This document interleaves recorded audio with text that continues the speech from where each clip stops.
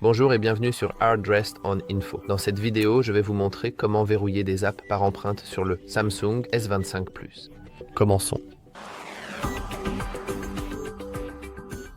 Comme vous pouvez le voir, nous avons configuré dans la vidéo précédente le verrouillage des applications avec un mot de passe simple. Donc, comme vous pouvez le voir, j'ai deux tic-tac ici. Et si j'ouvre celui qui n'est pas verrouillé, je peux simplement y accéder. Si je vais sur celui-ci, je devrais entrer mon code PIN. Mais cela peut être un peu fastidieux à chaque fois que vous le faites. Alors, pouvons-nous réellement configurer? Par exemple, un doigt ou une empreinte digitale? Et la réponse à cela est oui. Nous pouvons facilement le faire en allant dans notre dossier sécurisé et en entrant notre code PIN. Et si vous ne trouvez pas le dossier sécurisé dans vos applications, c'est parce que vous l'avez peut-être configuré pour qu'il soit caché. Vous pouvez aller dans les paramètres. Vous pouvez faire défiler vers le bas et aller dans Sécurité et confidentialité ici. Ensuite, vous faites défiler jusqu'en bas. Cliquez sur Plus de paramètres de sécurité et allez dans le dossier sécurisé juste ici. Laissez-moi simplement revenir en arrière. Je dois entrer un mot de passe. Et ici, nous cliquons sur ces trois points et cliquons sur Paramètres. Ici, nous allons dans Type de connexion. Nous devrons d'abord entrer notre mot de passe actuel. Comme vous voyez, nous pouvons activer les empreintes digitales. Maintenant, nous devons configurer non seulement les empreintes digitales, mais aussi un mot de passe de secours. Pour moi, ce sera un code PIN. Comme vous pouvez probablement le deviner, ce sera le code PIN le plus puissant jamais créé. C'est-à-dire 1, 2, 3, 4.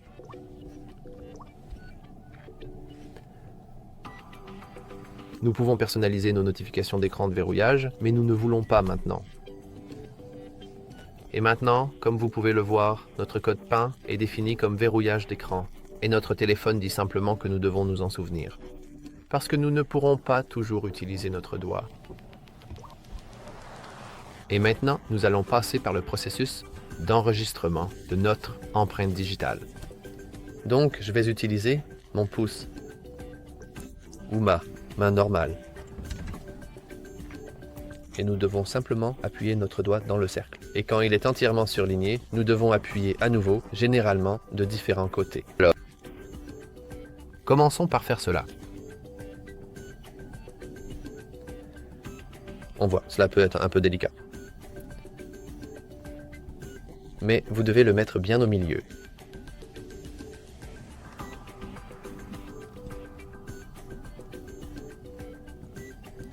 Et vous continuez simplement à faire cela. Immédiatement, après avoir atteint 100%,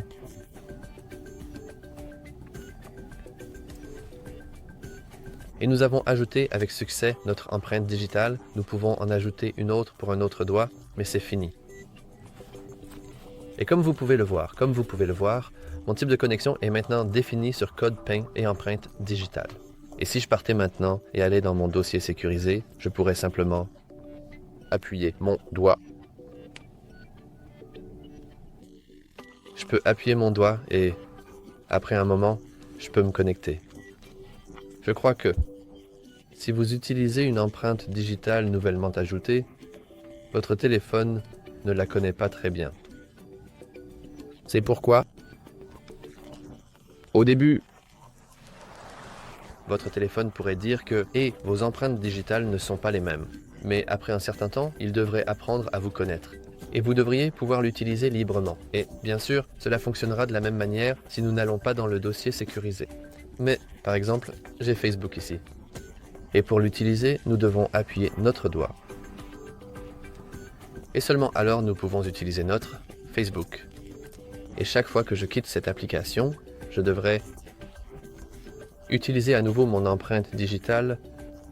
Et si vous ne voulez pas l'utiliser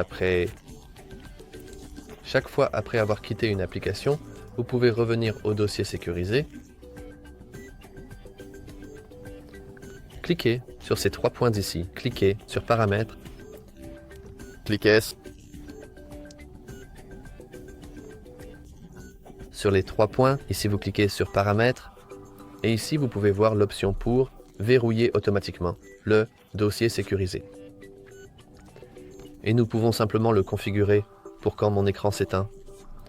Donc, maintenant, si je vais sur mon Facebook, vous pouvez voir que je n'ai plus besoin de saisir mon mot de passe. Mais si je verrouille cet écran,